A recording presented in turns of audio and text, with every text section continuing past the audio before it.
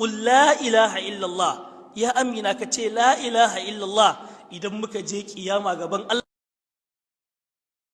ba da shi da cewa ka musulunta.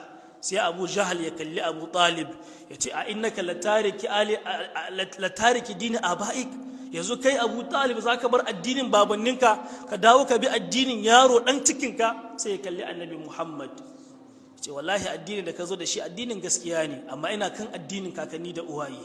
Da haka da ya rasu manzon Allah ya shiga damuwa. To shine Allah ya ce wa man ahsanu min Allah sibgha, ba wanda ya kai Allah iya rini. In Allah ya rini abu ko in Allah ya rini mutum to abun ya kare. Wannan ya tabbata ne lokacin da annabin Allah annabi Musa Yahudawa suke wa Musa tambayoyi na izgili. Kasan ba wanda ya kai banu Isra'ila yawan tambaya, haka manzon Allah ya faɗa. Ya ce daga cikin abin da ya halakar da mutane suka gabata kasratu su'alihim wa ikhtilafihim ala anbiya'ihim, yawan tambaya kuma ba sa aiki da abin da suke tambaya. Suka tambayi annabi Musa suka ce wai shin ubangijin kana rini? Sai annabi Musa ya fusata, sai Allah ya ce ka faɗa musu Allah yana rinin Allah shine mafi kyakkyawan rini, domin al'alwani duka launuka da hannun Allah suke. A hannun Allah shi ke da launi ja, shi ke da launi fari, shi ke da tsanwa, shi ke da duk wani launi. Ka dibi iri yadda Allah ya halicci mutum a rayuwa, ƙwayar ijiyarka ta musamman Allah ya sanya jijiya ta musamman wadda ba ta da aikin komi sai ta baka kala kawai. Duk wani abu da yake da kuler sai kaga tana fiddo masa. Akwai lokacin da in wannan jijiyar ta daina aiki sai ga mutum yana gani amma bai bambanta tsakanin launi.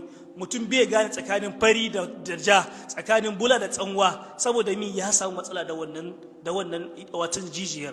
Allah subhanahu wataala shi ne mafi kyakkyawa, shi ne mafi watan ƙwarewa a wajen kyautata abin da yake halitta a rayuwa. Sai Allah ya ce wa nahnu lahu mukhlisun wa nahnu lahu abidun. Suka ce mu ga Allah subhanahu wataala muna masu bauta ma, ba wanda ya kamata mu bautawa sai Allah subhanahu wataala, domin shine almustahiqqu lil ibada. Shi Allah shi ya cancanta da abotawa. Bautar duk abin da ba Allah ba kafirci ne kuma shirka ne. Idan ka bauta mu wani wanda ba Allah ba to an samu matsala a rayuwa. Wa nahnu lahu abidun, mu ga Allah kadai za mu yi bauta. Bautan nan kuma ta zamanto bauta in ma qauliya ko kuma fi'iliya. Akwai bauta da ake yi watan qauliya, mutum yayi bauta wa Allah ta hanyar zantuka irin subhanallahi walhamdulillahi wallahu akbar wala ilaha illallah wala hawla wala quwwata illa billah. Wannan bautar Allah ne, zikiri ne, ambatan Allah ne. Kai astaghfirullah wa atubu ilayhi, ka bauta wa Allah. Ka zo kai azumi ka rike jikinka, ka bauta wa Allah. Ka tashi kai sallah, ka bauta wa Allah. Suka ce to wa nahnu lahu abidun, ai wa nahnu lillahi subhanahu wa ta'ala mukhlisina fil ibada.